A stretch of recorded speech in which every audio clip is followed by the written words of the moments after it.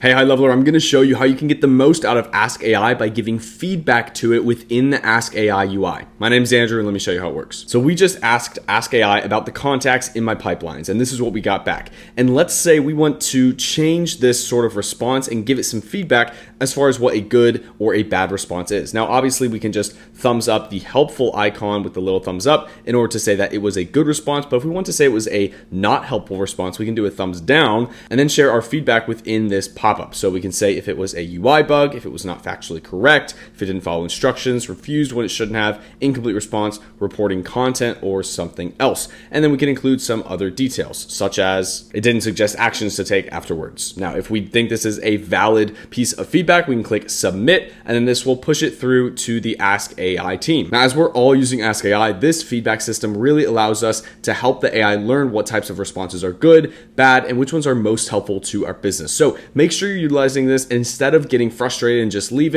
some feedback with the tool using the thumbs up or the thumbs down. If you have any questions about how to use this feature, feel free to refer to the help doc or drop a comment on this video if you're curious about Ask AI. As always, my name is Andrew, and I'll see you in the next one.